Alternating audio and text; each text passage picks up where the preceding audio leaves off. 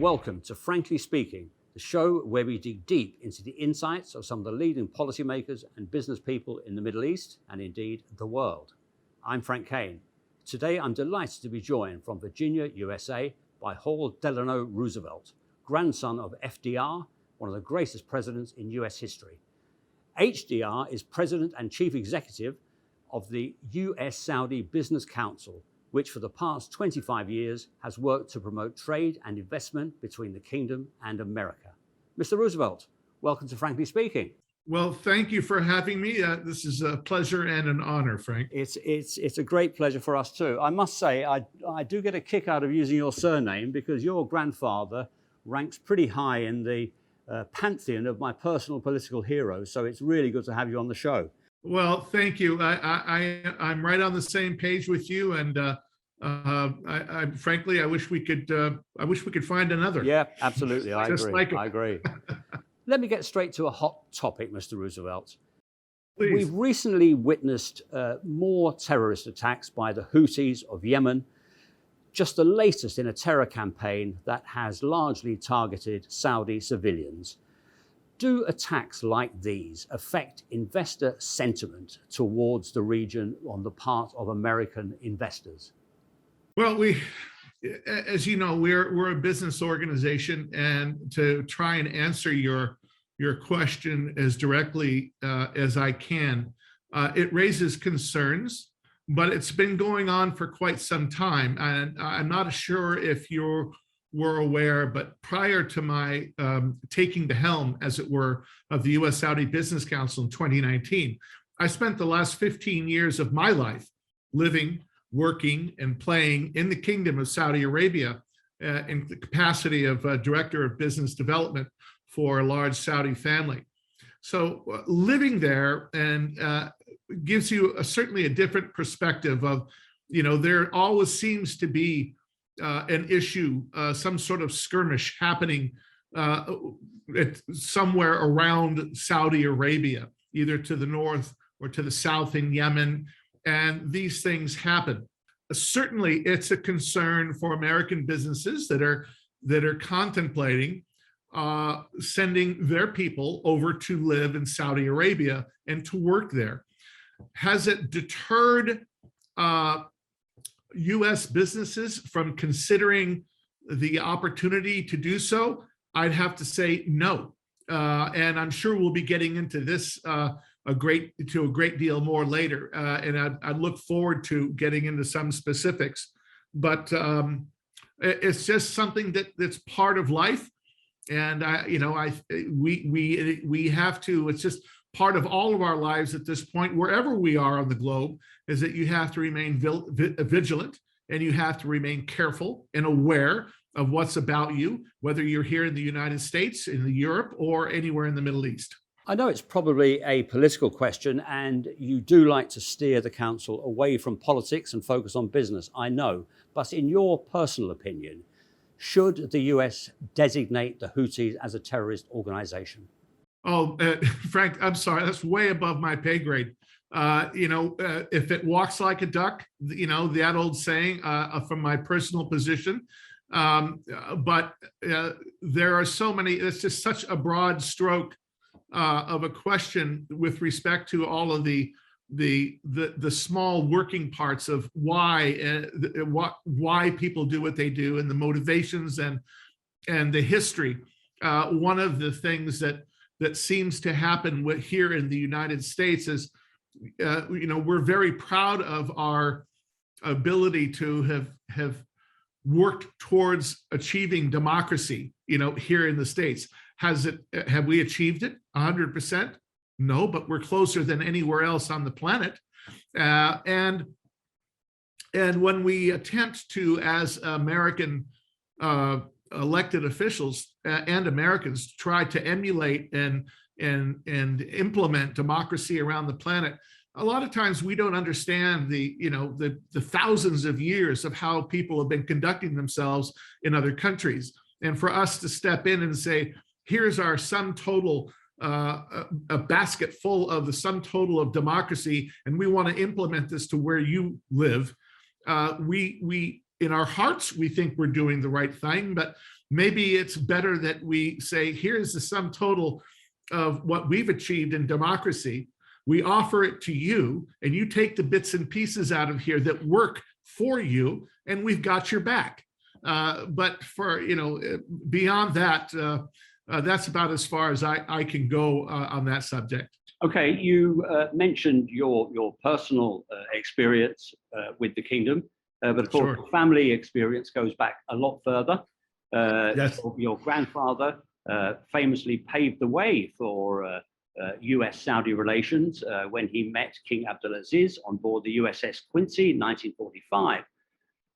Tell me, this must come up in family conversations all the time. What was the essence of the relationship then, and how has it adapted to the 21st century? Great question. The idea then is that you had this very charismatic individual in King Abdulaziz bin Saud, as we know, the first king of Saudi Arabia, and had a great vision for what will be and was the kingdom of Saudi Arabia. And I think that FDR recognized this and the significance of the two men meeting. And as you know, or maybe not, there was already a meeting set with King Abdulaziz between he and Prime Minister Churchill. And as the story goes that I'm told, the king was talking to his advisors and said, well, wait a second, we're familiar with the British, but we don't know the Americans too well. Tell me about the Americans. Do they colonize like the UK? No, Your Majesty, they don't. Oh, okay, well, do they believe in God? Well, most assuredly, they do believe in God. And there was a decision made, I want to meet with Roosevelt first. Well, FDR happened to be attending the Yalta Conference with Joe Stalin and Prime Minister Churchill, and they got a message to him, and off he went, taking the USS Quincy and the USS Murphy with him. The significance of the meeting, that the two men spent roughly 18 to 20 hours on board the Quincy together in deep conversation, along with, I might add, the king's number of his sons. I believe it was either 5 or 7 out of the total number of sons. That's all they could fit.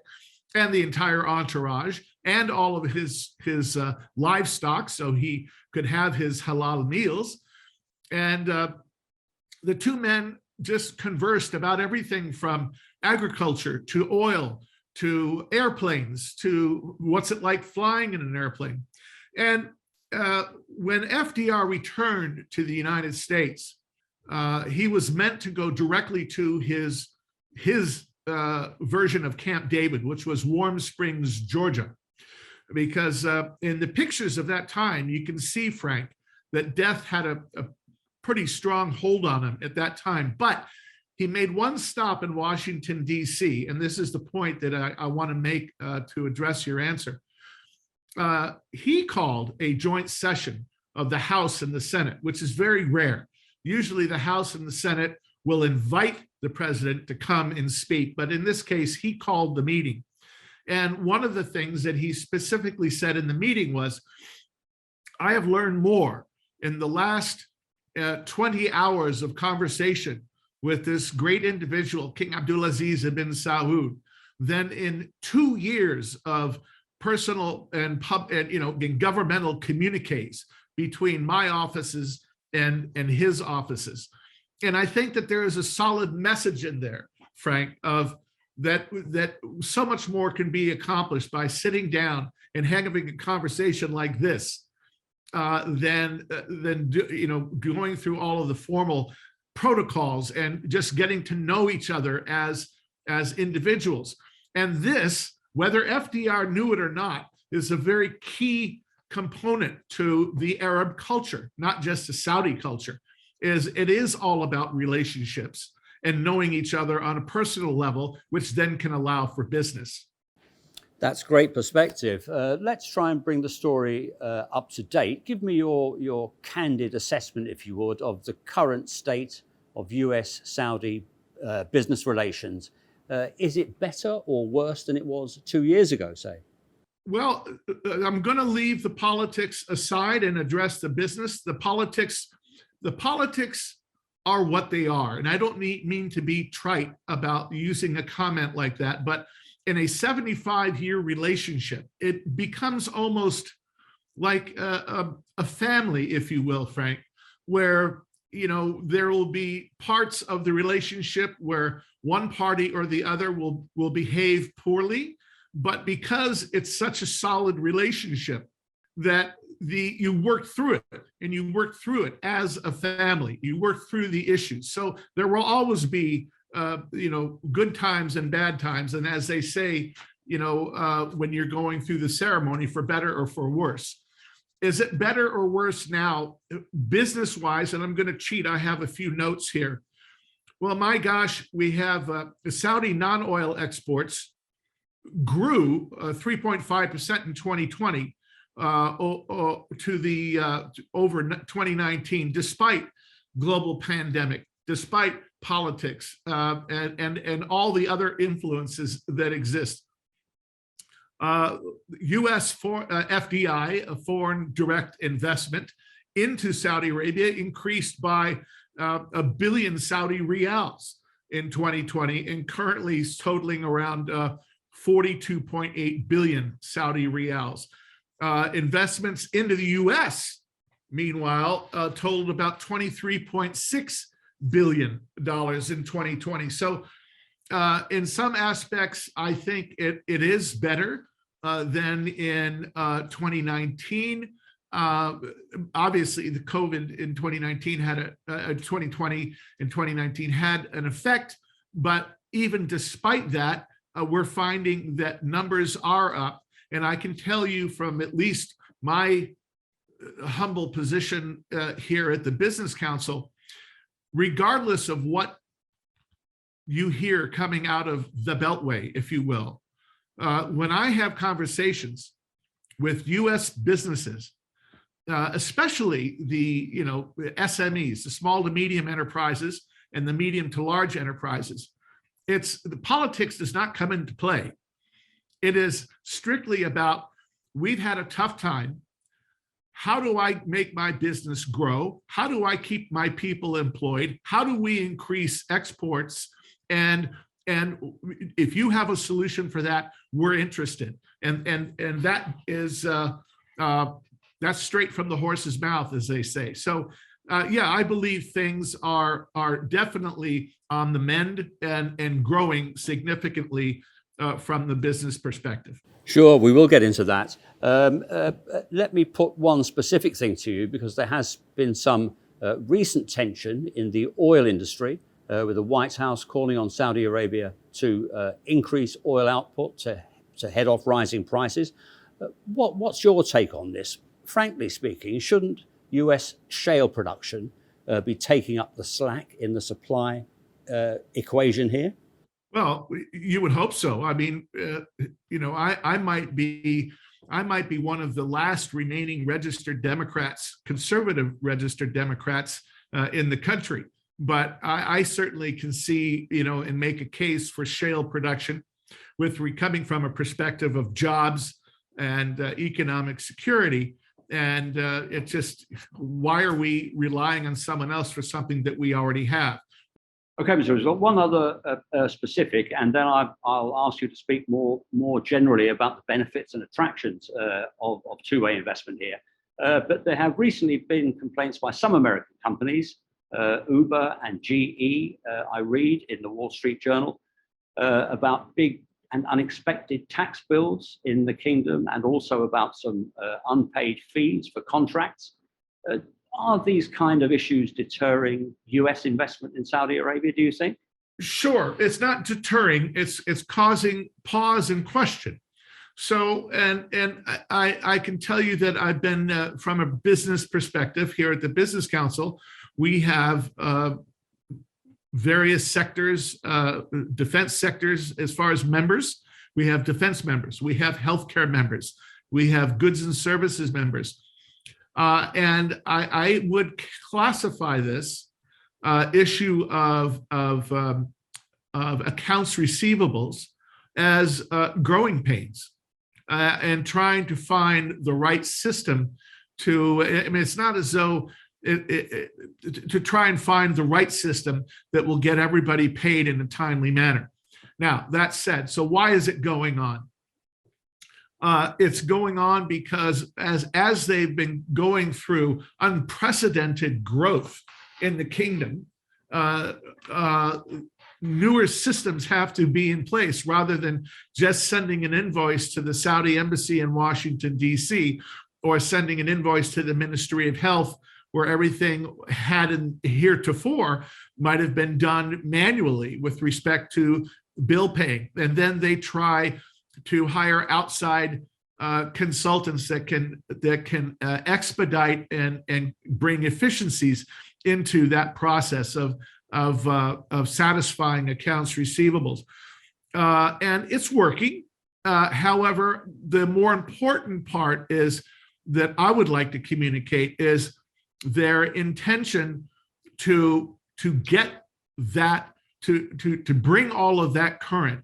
And I can tell you firsthand from working directly with Her Royal Highness Princess Rima, the ambassador from Saudi to the US, she directly involves herself in these issues and reaches out and connects directly with the Ministry of Health or Defense with respect to US Americans, US companies that are experiencing, a 300-day or 120-day, AR issue in arrears, that is, and gets them satisfied. And it's just a matter of getting the system down that will bring them solidly into the 21st century to be able to address these issues without any complications. So it's just, I look at it as growing pains. And I can, at least from our little part of the world, our members are, for the most part, satisfied with getting caught up and moving forward. And so, but it's to address other concerns, sure, because it's a small business community. Defense, at the end of the day, is a small group. Healthcare is a small group, and they all talk, and everyone, and thank goodness that there's an organization like us that can address this specifically to these American companies and bring them real-time examples of how we've been able to, working with the the Saudi embassy here in DC, been able to satisfy those in record time of, from the time that we make it known that there's an issue, within 2 months, 3 months, these issues are satisfied. Okay, give me the big picture, the plus side. Why should American firms put their dollars into the kingdom? What are the attractions in your view? When I first went to Saudi Arabia in 2005, prior to that, in another life, as they say, I worked for a major utility in Southern California in the area of energy conservation and load management during the 80s. My job was manager of Edison's largest customers, a group of Southern California Edison's largest customers in the area of energy conservation and load management, and to try and convince them that they need to be more energy efficient in their day-to-day operation across industry sectors. When I first got to Saudi, I thought, my gosh, this is a terrific opportunity. We have a country here that lives in a world of deferred preventive maintenance. They just build things without any regard towards, is this going to be an energy efficient facility? They had not gotten there yet. And I thought this is a lovely opportunity to introduce sustainability and energy efficiency. It was a very tough sell, Frank, because they have lots of money and they have lots of oil and they're burning diesel like crazy. And it was very cheap. I think even when I left Saudi in 2019, gasoline was around $1.30 a gallon. When I first got there, it was 47 cents a gallon.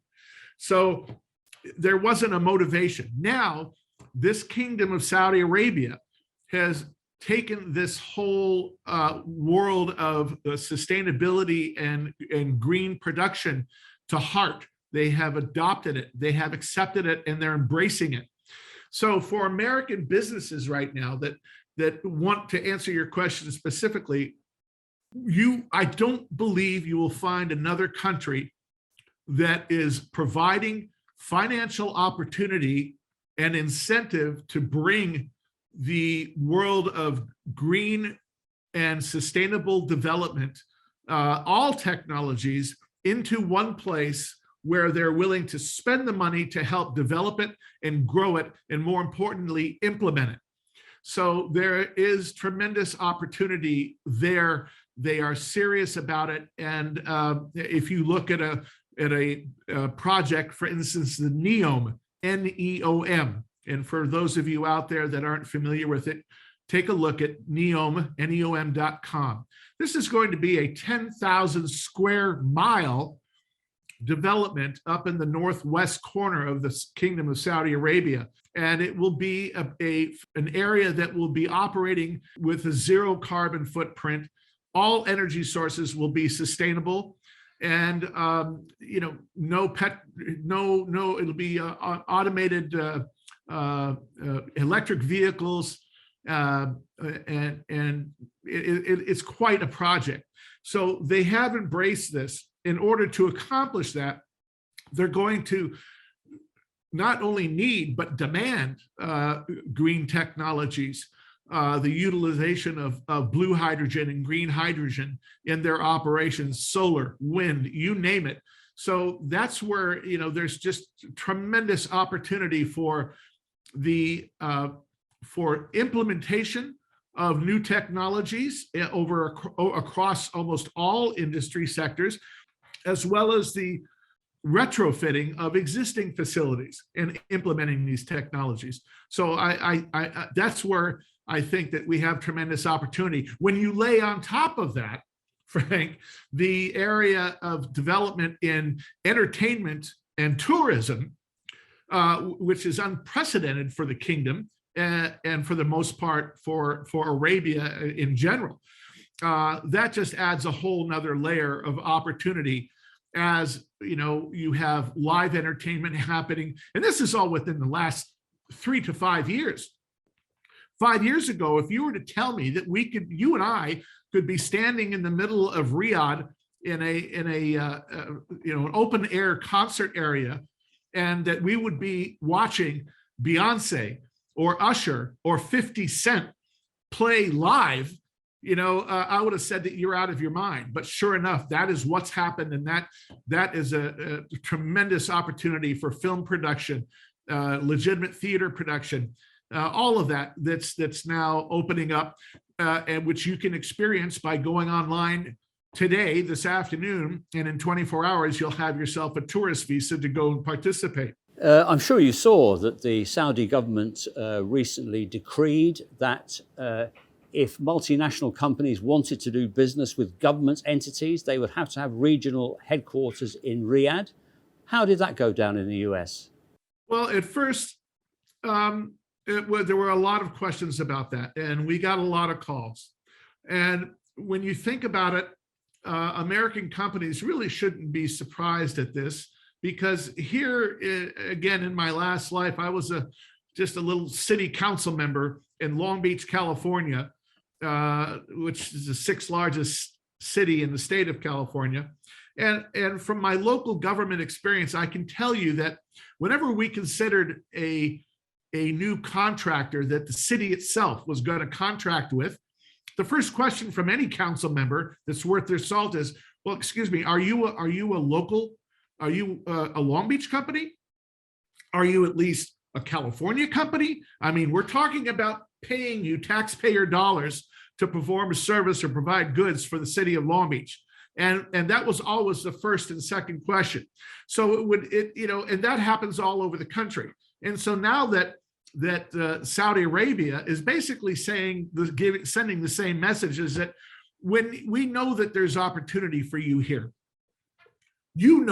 that there's opportunity for you here. However, the days of phoning in the business and you coming over here a couple of times a year to get a big fat check and go home and enjoy it, I mean, I'm sure that's fine, but those days are over.